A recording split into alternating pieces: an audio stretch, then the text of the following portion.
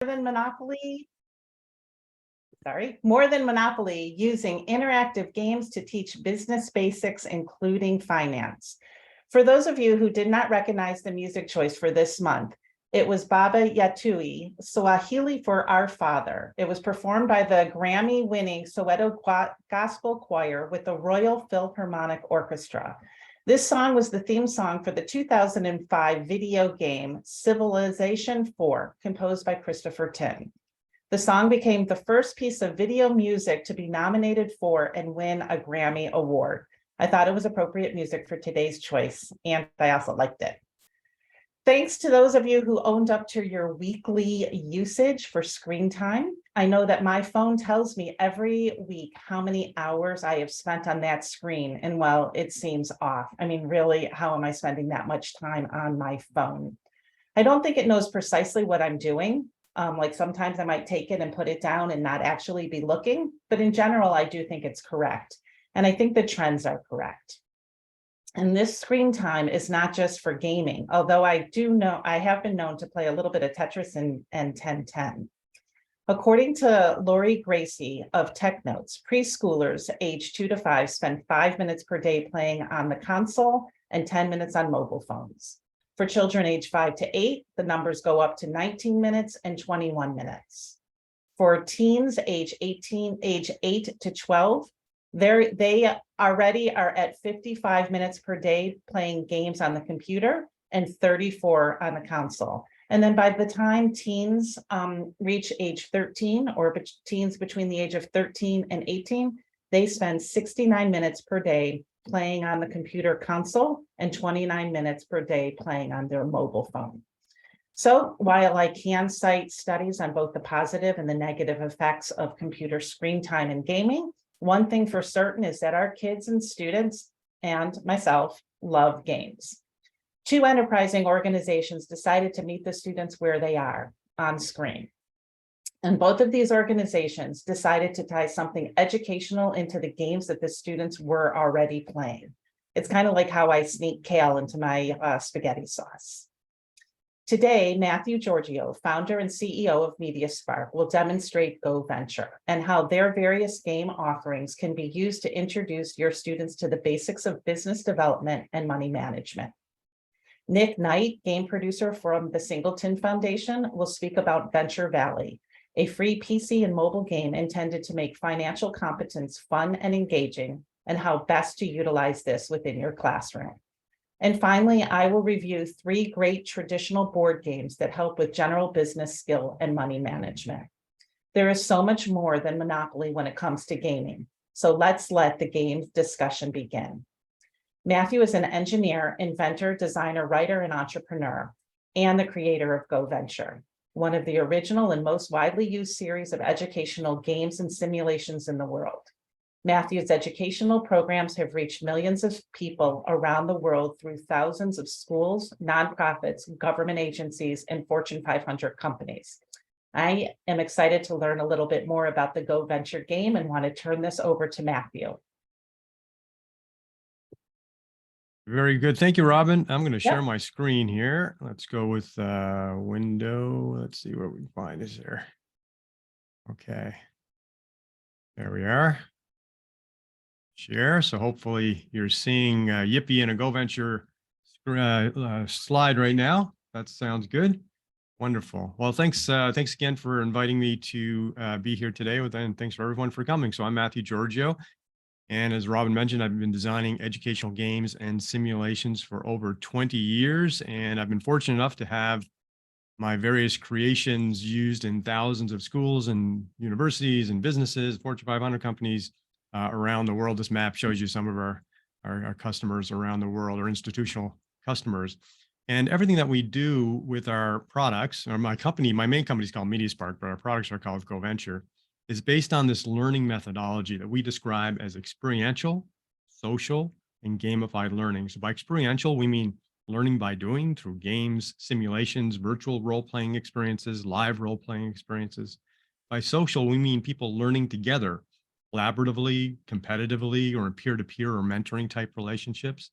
And by gamified, we mean the application of game mechanics to make learning more fun, more engaging, and to do what we describe as authentic assessment. So we're actually assessing and validating student performance and outcomes that come from that learning. And we apply this learning methodology of experiential, social, and gamified learning to everything that we create. And that includes board games and card games and software simulations and massively multiplayer online worlds and so on. And I'm going to show you a little bit of that in the next 8 minutes or so that I have here. You got about 10. 10 more? Okay, great. Wonderful. So we actually have we have a number of different products, but we have 4 products, 4 programs right now that are available on YIPPEE that you can get with your points. We have 2 free ones. One's a digital marketing glossary. Another is a business glossary. These are very high quality glossaries that you might find helpful, and they're freely available.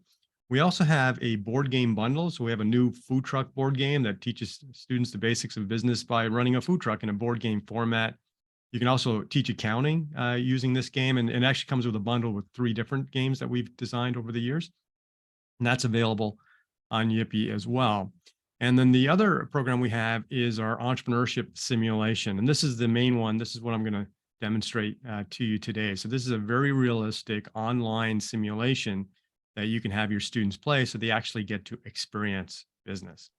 And the simulation I'm going to show you, it's called GoVenture Entrepreneur. All of our products are called GoVenture something. This one is called GoVenture Entrepreneur. And it actually has 3 levels of business. And this is described as progression in gaming, where you start with something basic and then you keep progressing as your skills improve over time. And so you actually start with a very basic lemonade stand. And once you're successful with the lemonade stand, you move up to a kiosk business, including a potential mobile food truck as well. And then when you're successful with that, you can then progress further up to what we describe as a full business. And a full business is like running a McDonald's or a Starbucks or Chipotle or a barbershop, a hair salon, and mini Amazon, and that kind of type of business. Very, very realistic. And you as the instructor, because these products that we designed, they're specifically designed for education and use in a classroom environment, whether it's face-to-face or online or a hybrid situation. You, the instructor, have a dashboard that you can access to control how students progress through this. So depending on your profile of your students and what you want to accomplish in your class, you can pick and choose how far up that progression that students go.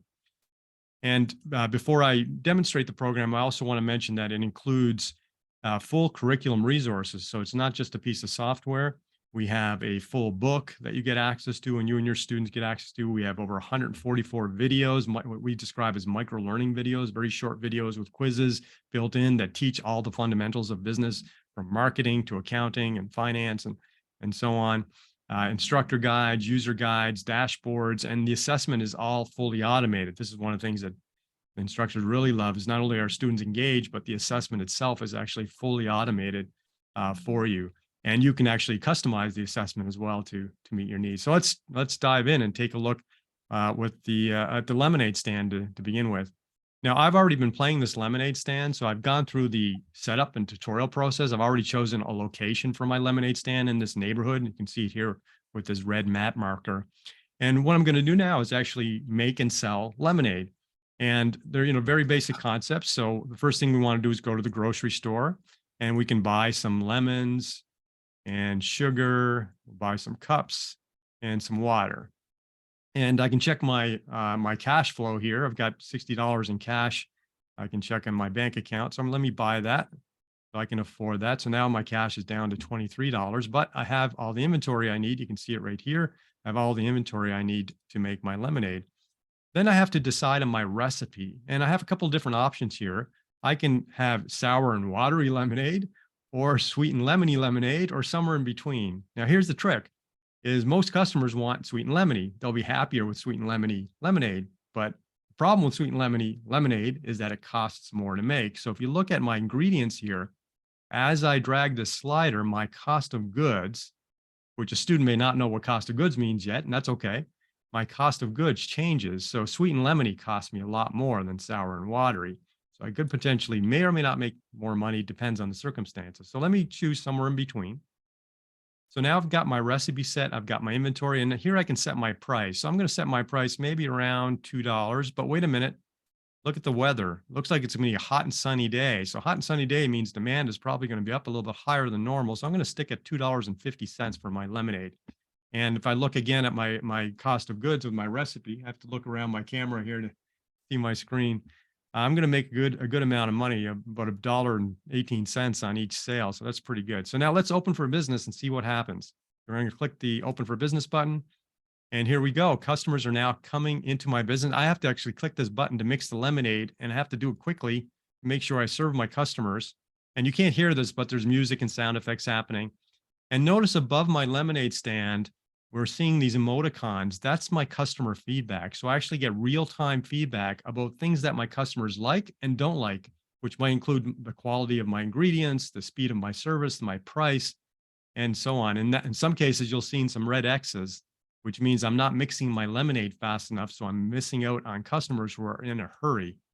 And so and now look at this. We're getting some other messages. I've run out of inventory. So I've got so few lemons and sugar that I don't have enough ingredients to make another cup. So I've actually lost some customers. So if I look at my end of day, so these are the end of day results, I've served 16 customers. I've lost 11 customers because I was slow to make lemonade and then eventually ran out of inventory. And I sold 16 cups. There's my sales revenue. There's my cost of goods, my gross profit margin. And I also had some items damaged or spoil. So I don't want to order too much inventory and carry too much inventory because I risk some of it spoiling. So I've got to manage that properly. Now, maybe I don't know what cost of goods and gross profit means. That's okay, because we also have built in micro learning. There's 144 micro learning modules built into the simulation that teach me all the fundamentals I want to know about business, including a book that's included. So micro learning module actually starts with a short video, 1 or 2 minutes. Students watch the video.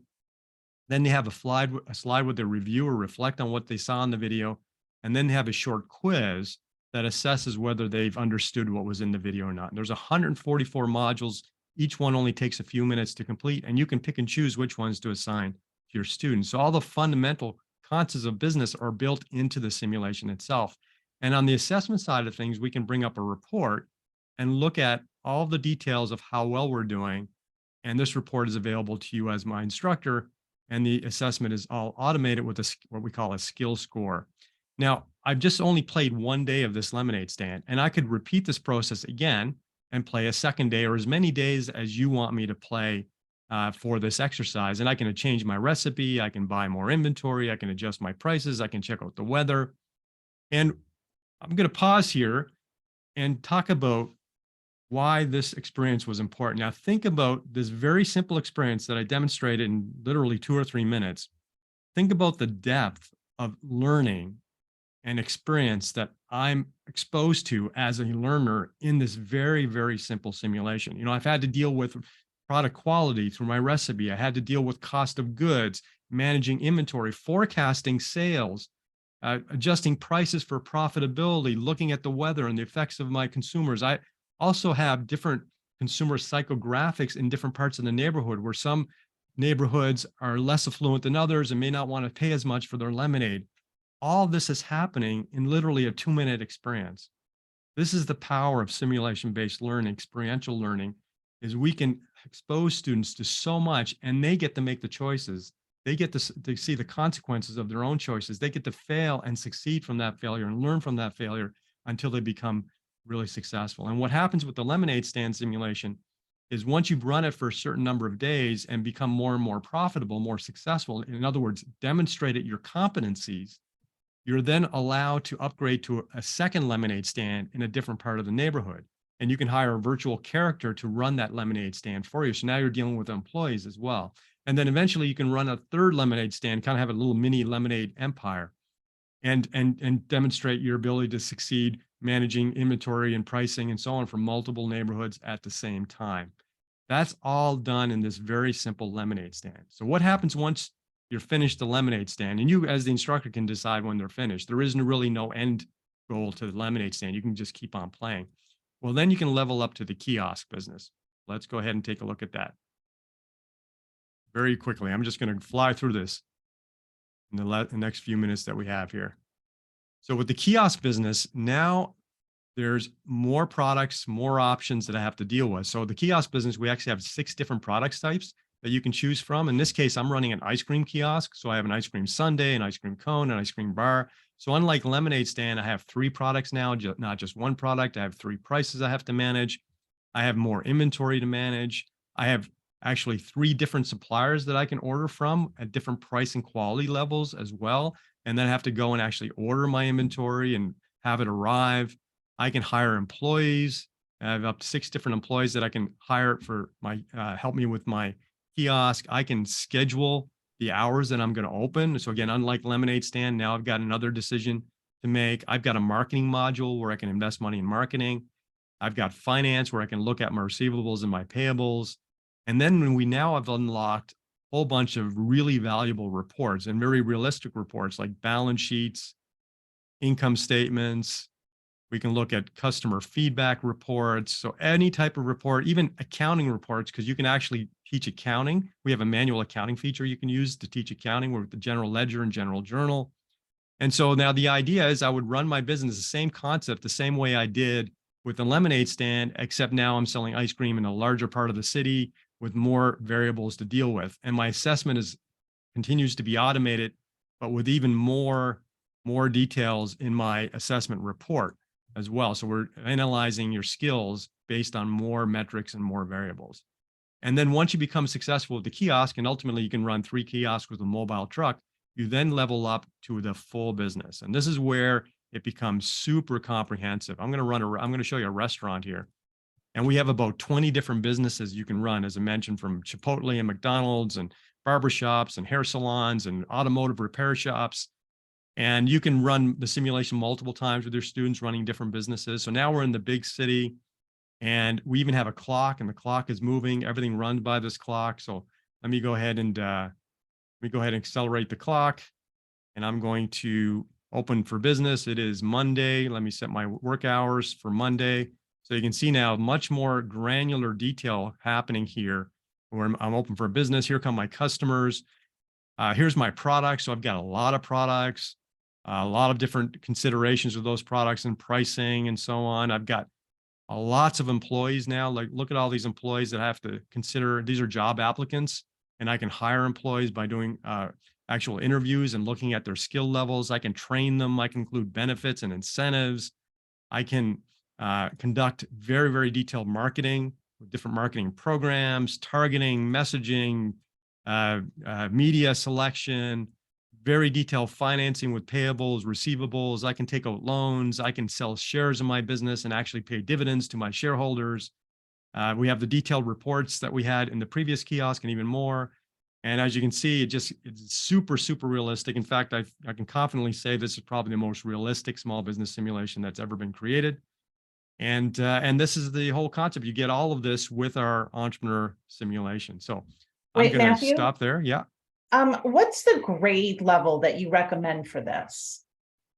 So thanks, Robin. So because it has the progression built in, and you as the instructor can actually choose the progression that you want to have your students go through, it actually has worked at upper elementary to middle school, high school. We have universities, we have MBA programs. I have Fortune 500 companies who are playing this game for training. The exact same game that you would use in middle school and high school, they're using for corporate training in large companies. So it is designed to have that flexibility, and it works because of its realism.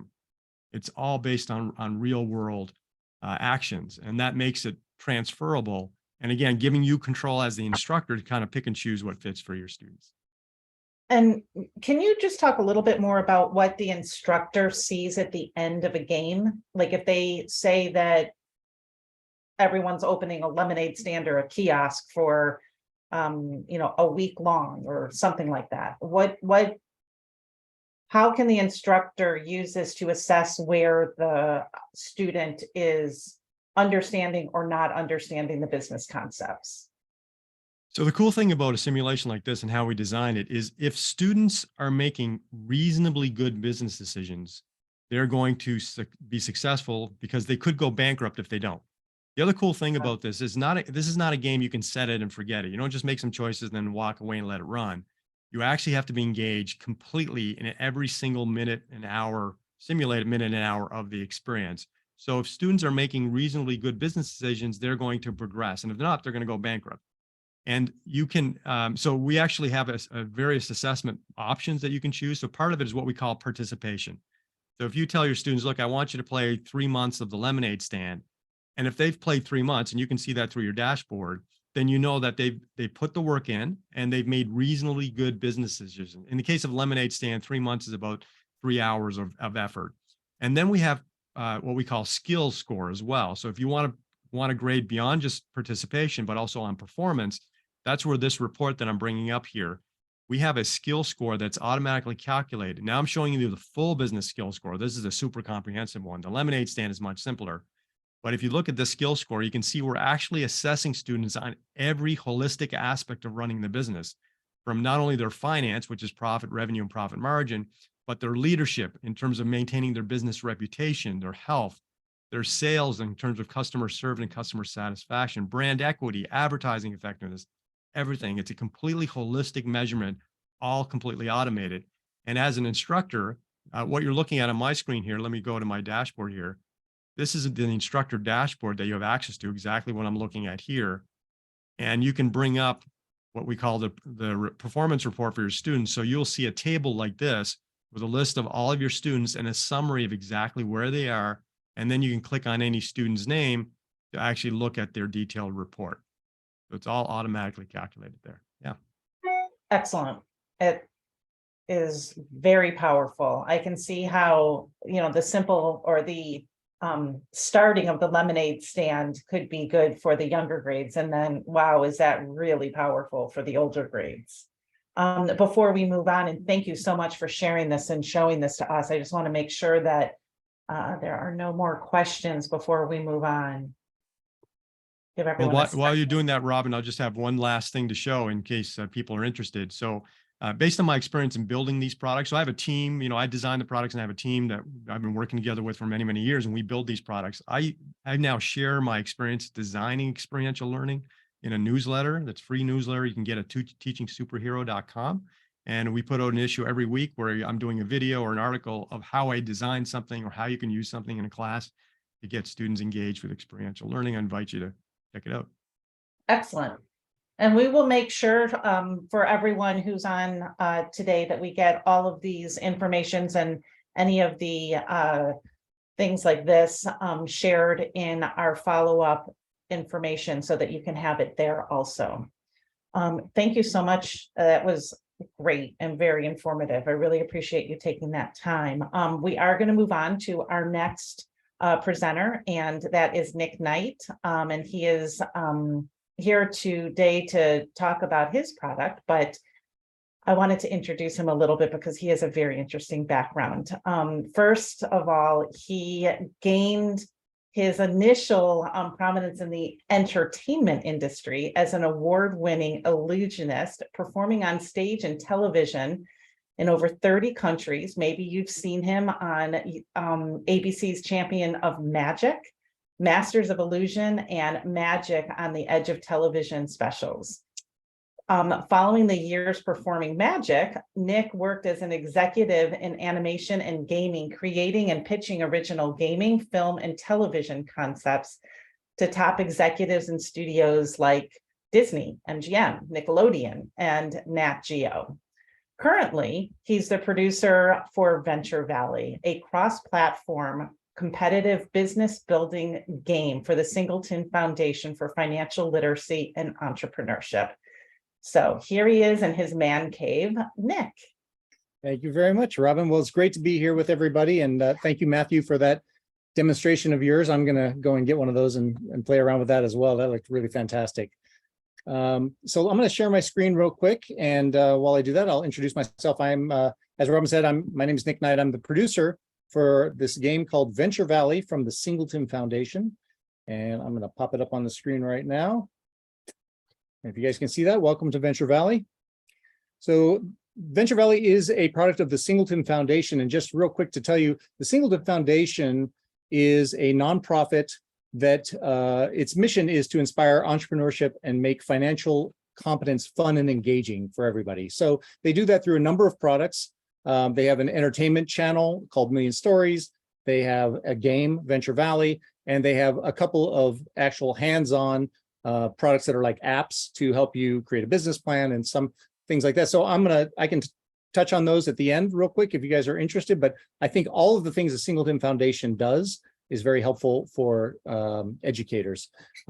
But I have to say the most interesting one is Venture Valley, because that's always fun for me to get to show you this game that I work on all the time.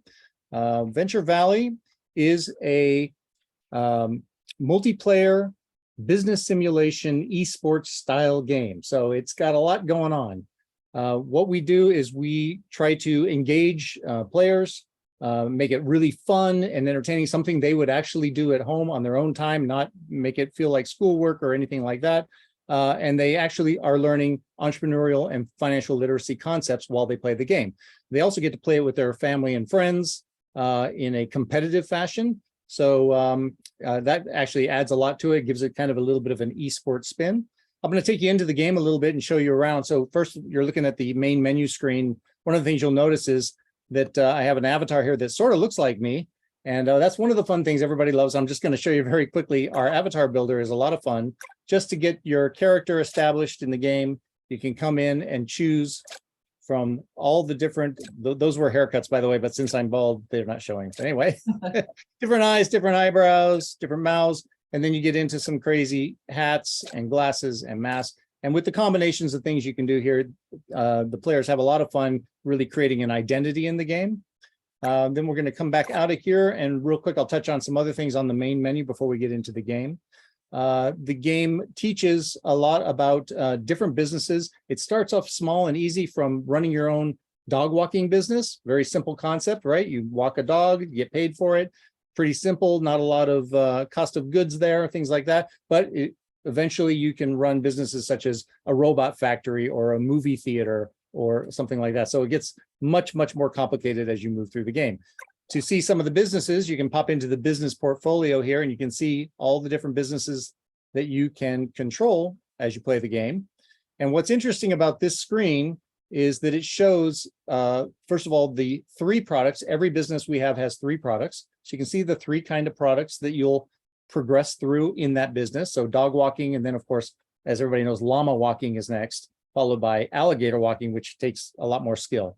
But as you work your way through the businesses, you'll see, everything has 3 different products, but they also have different levers being added to them to control the business. So for example, in a theater, you need to have marketing, right? You have to market your movies and stuff. So you actually will be controlling a marketing lever. If we go into pizza, you're going to get quality. Do you want to have a budget pizzas, like, I won't name any names, but you know which ones, or do you want to have like gourmet pizzas, right? So that's going to be one of your additional choices. And as you move through to the end, you might be in like a robot factory, for example, where you have not only quality and marketing, but you also have research and development you have to invest in. So this gives you sort of the spectrum in here in the business portfolio of all the businesses in the game. And one last thing I'll show you before we move into the actual game is in Venture Tower. This is sort of a place where you can come and get some advice from our different mentors. But more importantly, you can come in and look at the glossary.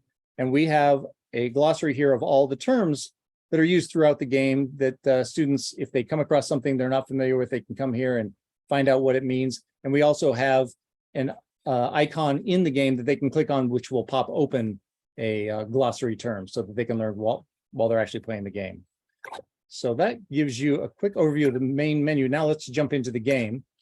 So there's 2 modes to Venture Valley. You can play by yourself in a solo mode. And what's nice about that is that it takes you through and teaches you each concept as you go through. So, it kind of stops the game and explains, okay, we're going to talk about quality setting and what that means and stuff.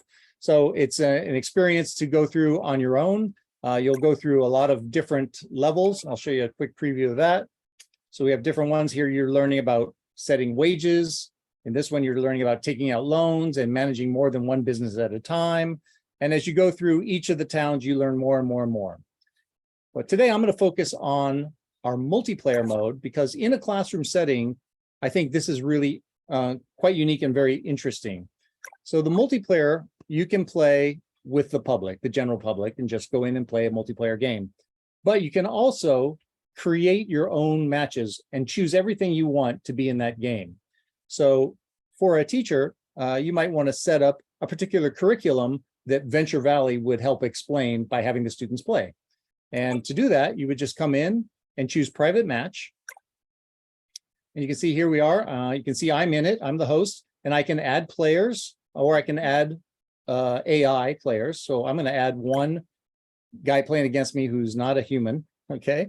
And then we come down here, click options. And now we're going to just add some businesses. So you can choose what businesses you want. So for example, if I choose a coffee shop, and we'll choose one of the higher ones, we'll say, we'll choose Robot Factory. Okay. So it's going to be a really easy business and a really difficult business.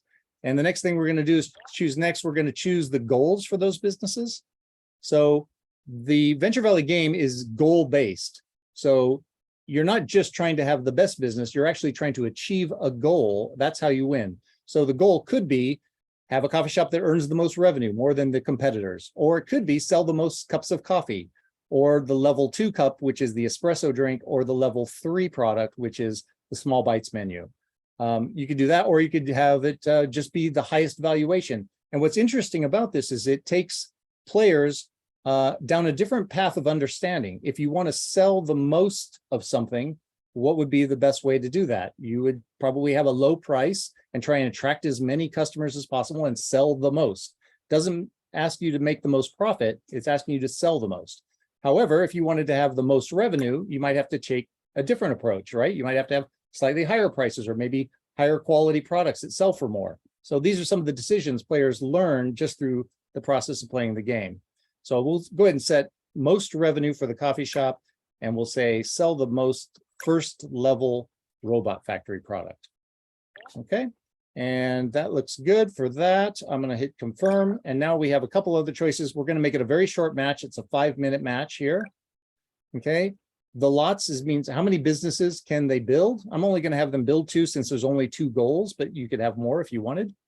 And you can also set this to have teams. So if you want to have 2 teams of 2 or 2 teams of 3 playing against each other in Venture Valley, that also is a fun option. But I think we're going to stop here with these goals, and we're going to go ahead and play. I'll hit start match. Now, one of the other things that's in the game that makes it a lot of fun on a strategic level is that everybody has their own decks of cards they can build. So you go into, and I should have showed you that in the main menu. I didn't. I can circle back to that. But you actually get to choose cards to bring into the match, and the cards affect the players, whether they are positive cards that you play on your business or something that kind of imperils your opponents with, you know, natural disasters and fun things like pipes bursting and things like that. So these are the cards down below here. We have cards that are quick that play over and over. And we have one-time use only cards here that are more powerful. Okay, so let me put that away. And the first thing you want to do in Venture Valley, as you can see my opponent's already doing, is you're going to click on a lot and you're going to build your business. So it tells you what the cost to build the business is, and that gets paid back throughout the match. So we're going to go ahead and hit that, and we're going to go to this lot, and we're going to build our Robot Factory. And now our businesses are being built. As soon as they're ready to go, they're going to pop open. We can go over here to the quick menu and jump in. And you can see on the side here, we have 4 different tabs that give us different perspectives on the business. So our summary tab tells us basically how we're doing at a glance. We can go through any of these buttons and dig deeper if we want to on how the business is doing. But the first thing you want to do in Venture Valley is come in here and give your employees a decent working wage. Now, if you watch, as I increase his wages per hour, over here, you're going to see all these numbers change, because as I pay him better, I actually earn more revenue because he's doing a better job. I'm attracting more customers because he's doing a better job, right? And those more customers are buying more products, but my overhead is also going up. So there is a limit to where the sweet spot of this is, and you'll just kind of play around with that and see what's a good place to stop. And then, of course, you can give them an employee bonus when this lights up, which gives it a little bit of a boost to your business, because now they're very happy, as you can see. Then we'll come down here to the products tab. Now we have, in this particular business, we have a quality setting. Do I want to sell quality coffee, or do I want to sell discount coffee? You know, do I want it to be like a, you know, donut shop coffee, or do I want it to be premium gourmet coffee, right? That's my choice. The difference is it's going to be a higher cost of goods, right? So it costs me $3 a cup to make this kind of coffee, but I can sell it for more. So since this is a revenue goal, I want to make sure I get as much revenue as possible. So here I get, I'm having a 1.7 times markup on my coffee. That's okay for now. I'm going to jump down here to the marketing tab. I do not have a marketing lever for this business, so I don't have to worry about that, but I can come in here and see how people are liking it. And I can also see how my market penetration is doing for this business. Okay, so you might notice I got a little flag right here on my overhead. That's because I also have to do maintenance and restock shelves. And this is going to come up while you're playing the game. So I got to jump in here and pay to get this place cleaned up. And let's see if it gets cleaned up here. Get my employee bonus, and there we go. He's happy. I'm going to jump over here to this business that I've neglected. I've already got $30,000 in maintenance. I got to take care of that very quickly. I'm going to go down to my products. I'm going to leave it on this setting. I'm going to adjust the price. That's a little too high according to my meter here. So I'm going to leave that. I'm going to give this guy a raise because he does work at a robot factory. I'm going to give him about that much money, give him a bonus. Over here, we can see my coffee shop has also progressed. I haven't even got to deal with my opponents yet. I'm so busy trying to take care of all my business stuff. This has the purple flag, which means that I'm ready to upgrade to the second product. So over here, you can see I only have one product right now. The espresso is locked, but because I've earned enough revenue and filled up that bar, now I can go and now I get a 2-story building here. And inside, I'm going to have a second product where I'm going to make those same choices of what kind of product do I want to sell for espresso. Again, I'm going to go with premium, and I'm going to set that price to kind of a sweet spot there. And oh, I've already earned enough revenue to level up to the third one. I'm going to do that. And now I've got all 3 products on the coffee. So I'm going to take a break from adjusting my levers right now and jump down to the cards and show you what happens here. So I've got different cards I can play on my business, or the red ones I can play on their business. So I'm going to take a look first at my leaderboard and see what's going on. Okay, this guy's beating me in both goals. That's not good. All right, I'm going to close that out. I'm going to throw some cards on him, make his life a little more difficult. So I'm going to lose 20% of his daily sales and 20% of his revenue. And then I'm going to give myself a boost over here. And this is probably what he's been doing to me all along, so I don't have to feel bad about it. I'm sure he was throwing cards at me too. And we'll go like that. And then I've got my boost cards. These are one-time use only cards. You want to play those at the right time. Only 30 seconds left. Seems like a good time now. I'm going to play that real quick. And I'll play this trigger all maintenance on that guy. That's a real nightmare to have to clean up. And I'll jump back over to my business, take a look at what's going on over here. Okay, we got a little cleanup to do on aisle 4. There we go. It's clean. Give those guys a bonus. A robot factory, same thing.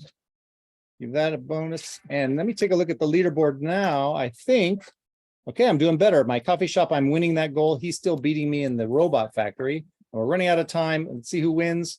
Oh, well, the guy's got a good haircut and a good beard, so I'll give it to him. So this guy won. I did not win. I was busy talking, but we'll go through the end screens here. We'll kind of see how we did.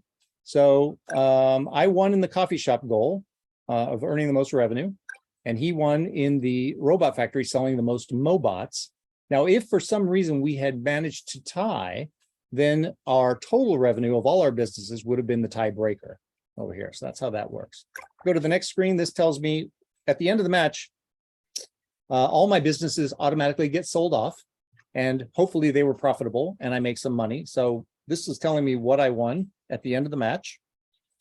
And all of these sold off pretty good. I have a total match profit of 23 million. I had set my investment level to 6%, which I'll show you in a second, which means that on that match, I earned almost $1.5 million. That was a smart investment on my end. Rather than going with dividends, I went with ventures. I'm going to jump out of here. There's my money going up. You can see I got it right up there. And this in-game money is what you can use to purchase fun little avatar things, funny hats, funny glasses, things like that. So it's fun and engaging to play the matches, win some money, go in and spend the money in the store. And again, everything, of course, is free. This is all just in-game money. There's no actual money involved in any of this. A couple things I kind of glossed over, I'm going to go back to. So on My Life, we have a finances tab. And this is where you're going to make some choices here. And one of those is your investment account.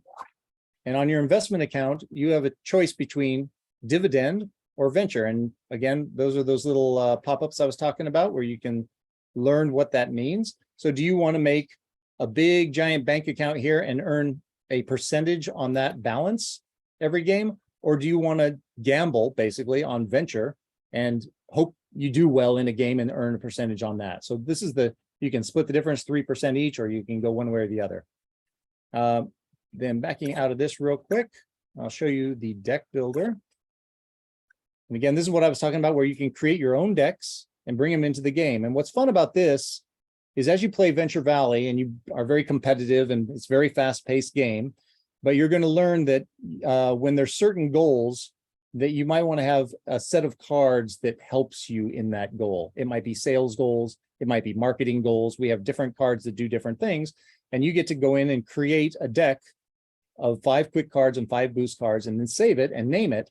So it's kind of fun is, once you get it ready, you'll have a deck of cards, and when you see the goals, you can then choose that deck to bring in. It really adds a strategic element to the gameplay. So it's, again, that's something different every time. So you're going to want to have cards that reflect that kind of play.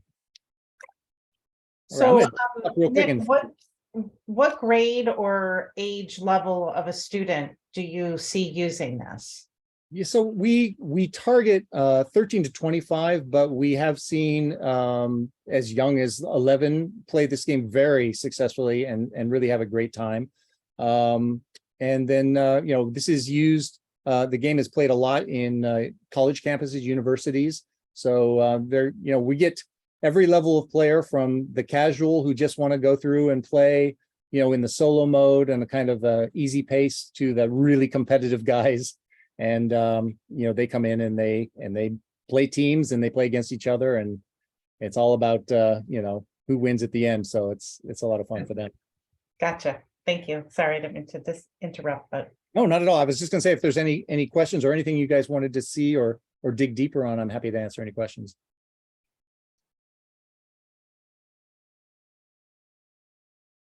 Nothing. Okay. Well, I'm gonna just wrap up then real quick and just say that the Venture Valley game is free on the YIPPEE platform. So I think it's 0 points. Is that correct, Robin? That is. So Yep. Go ahead and grab the game, have fun with it. If you're a teacher, I think it's a really fun, engaging way to get the students involved. You can set up, a particular game in the custom game builder and address a specific topic, or just have them go in there and play and ask questions. A lot of fun. The singletonfoundation.org website is where you can find our other products. Again, one of them is called Level Up. It's a personal goal setting platform that helps you master money basics through habit building and bite-sized learning. That's, again, everything is free from the Singleton Foundation. We also have Slingshot, which is a powerful new platform that helps you create and launch business ideas. So you actually end up with a business plan and a mini website that you can show people for a new business idea. And then finally, Million Stories, which is our entertainment channel with social media sized television shows, essentially, all about money and life and managing the two, and really a range of shows that are fun, funny, and sometimes heartbreaking. They're really great productions. So I'd recommend everybody go check those out. Excellent, Nick. Thank you so much. Really appreciate you sharing your Venture Valley game with us and all of those resources. For those of you who have heard the word YIPPEE mentioned a couple times, if you go to www.yippee.exchange, you can access both of these companies and their products on that exchange. And I will get to that in a little bit after I talk about a couple of the board games that I wanted to mention, because while these computer games are certainly fun, there are also a lot of board games out there that help with learning all about finance and about marketing and all about business. And I'm going to share 3 of them with you today. Let me share my screen, share here, and go into presentation. All right, good. Can I get someone give me a thumbs up? Yeah.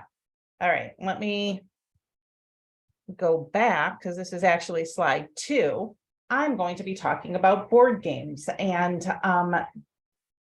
fantastic board games, all about financial and business acumen. One of the things that I want to mention is that you can find these board games that I'm going to be talking about on a spreadsheet that I created. If you go to the Young Entrepreneur Institute, click on resources, then go to games, or go to yippee.exchange. And all of this will be in notes that I send out after the, probably in about a day with a follow-up. What you'll see on my games list is the name of the game, the entrepreneurial skill that it helps with, the age range, the cost, the estimated time that you need to play, the number of players, the basic idea of the game, any notes that I have had, things like, it's a flimsy board, or this is really good if you play it in conjunction with this game, things like that, and if there's a virtual option. You can also call me. I love talking about games. I can discuss any of these games with you at length. The first game that I'm going to talk about is a game called Cash Flow for Kids by Robert Kiyosaki. Now, some of you might already have heard of him or his book, Rich Dad, Poor Dad. And actually, the Rich Dad, Poor Dad book came out after the game.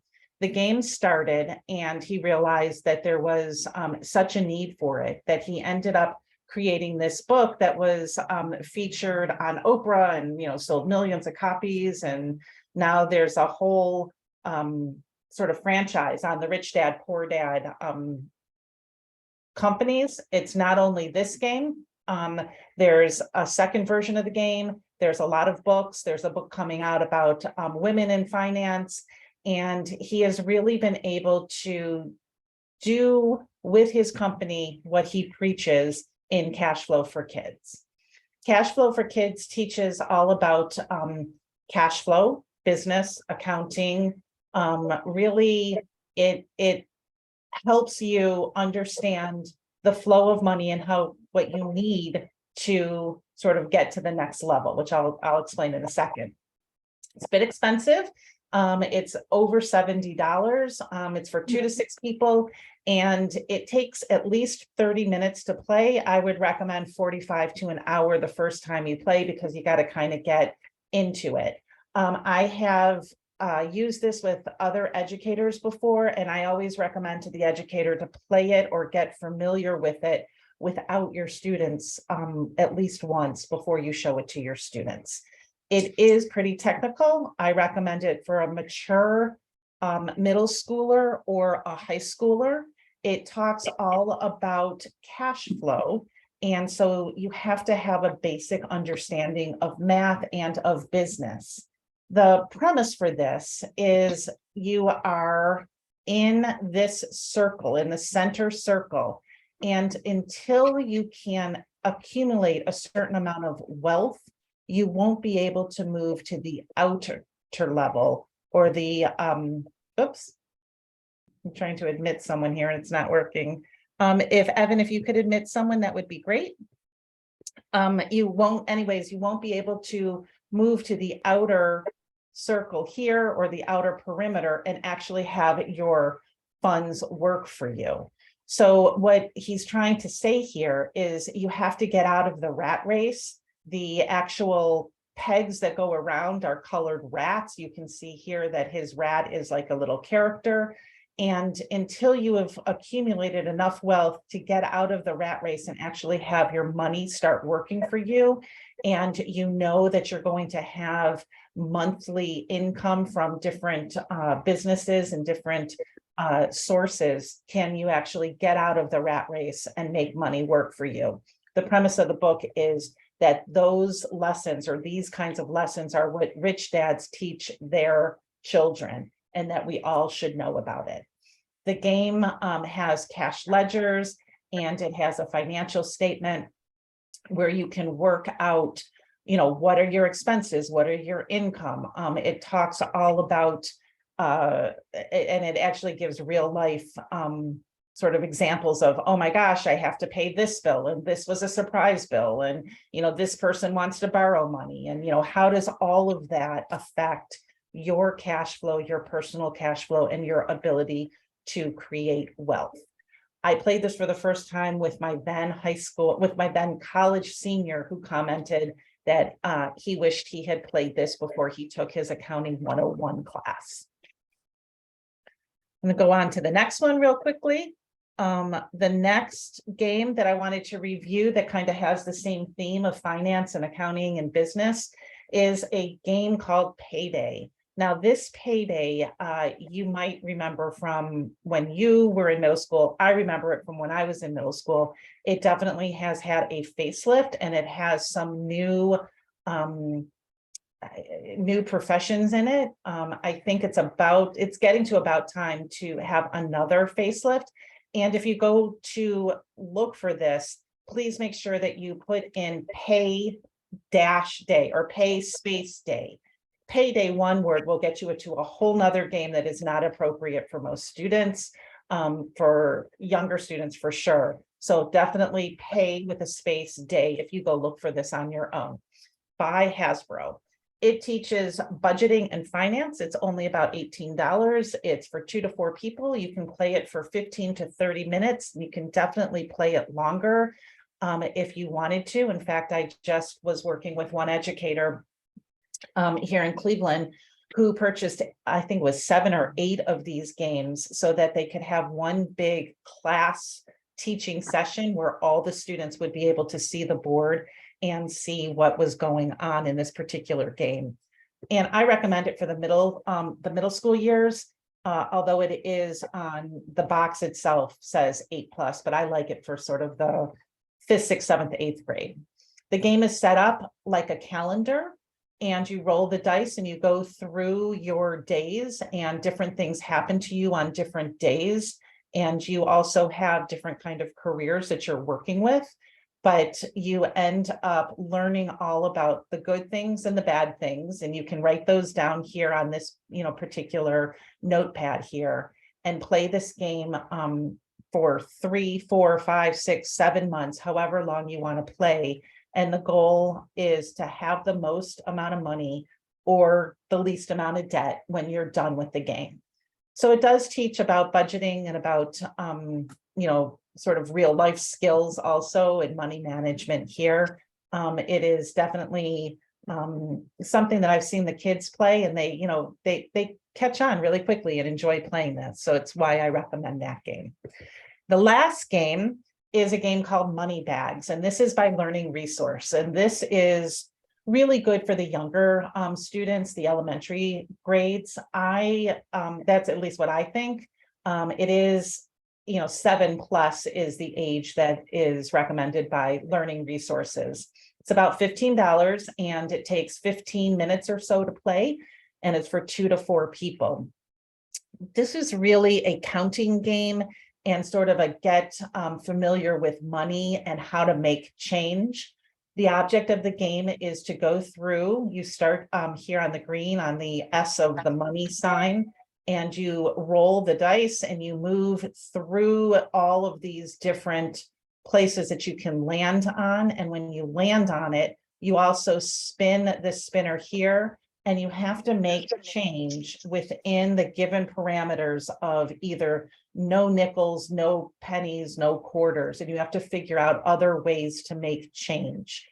And then at the very end, again, another game. All 3 of these games are the person with the most money at the end, or the least amount of debt, is ultimately the winner. This I saw in a school in Cleveland where a teacher bought a whole bunch of different kinds of games like this.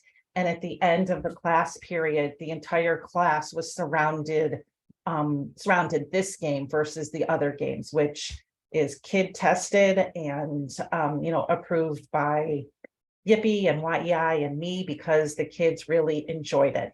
And the last bonus one, I know I said I would only do 3, but I want to make sure that everyone knows all about Speed Monopoly. It is the traditional game of Monopoly, but played really quickly and played simultaneously, so that you're not sitting there waiting for everyone else to roll. You roll, everyone buys at the same time, and it really has sort of brought a board game to life a little bit more. You don't have to worry about spending, 2, 3, 4, 5 days playing the game, or fighting with your family, or deciding what the house rules are and what the house rules aren't. This is a game that I do think is still fun and is still out there, and is definitely all about business. And I know there's some issues there with some people playing Monopoly, liking it, not liking it. Is it about capitalism and all of those other things. But I do think that there are still some very, very valuable business lessons to be learned in Monopoly. And I particularly like that they have attempted to speed up this game so that you can play it in a class period. It's still pretty fun, and I still do enjoy it. Those are my game recommendations for, oops, let me stop my screen there. Those are the 3 game recommendations that I have for you. I want to make sure that everyone knows that you can find all of these products on YIPPEE.exchange, which is an online platform for entrepreneurship education resources, where educators earn points that they use to purchase products that are sponsored by our funders. So all the products on YIPPEE are free to the educators. You have earned 250 points for coming to today's meeting. And if you buy a product and review the product, you can earn more points. We love having you as an educator review the product so that other educators know from educators how good these products are, and not necessarily me just saying, yay, you got to look at this product, it's great. And I do hope that you go on and you get these resources for your students and for yourself. Our next Power Hour is April 20th. So you can pencil that in. And the last reminder is that YEI is in this space of entrepreneurship education. Every day we're here for you. If you have questions, comments, concerns, we would love to hear from you and help you. We are a community, so feel free to, give us a call, write your comments in, start talking to each other. And then the last thing is we do have a survey for you to fill out so that we know how we're doing and what kind of topics you would like to hear about in future Power Hours. Evan or Selena, Jessica, have I forgotten anything? Anything you want to say? I think you're all good. I think you hit everything. Okay. And if there's anything that we missed, it'll show up in the follow-up email. So If there, let's see. Aaron said that he knows someone. Yes, I would love an introduction. Always looking for more games to include in the games area. So that you can look at both Venture Valley and GoVenture for their particular products. If you're interested in getting board games, you go to the Young Entrepreneur Institute's storefront and you can look at the games option where you get $125 worth of board games that have an entrepreneurial element to them. Thank you, Becca. All right, if there are any questions, feel free to unmute yourself and just ask. We will be staying around for a little bit in case there are any extra questions. If not, I look forward to seeing everyone at the next Power Hour next month. Thank you for joining. Thank you to our speakers for sharing their products and their time with us today. It's very appreciated. I'm giving you a round of applause, as they say, right?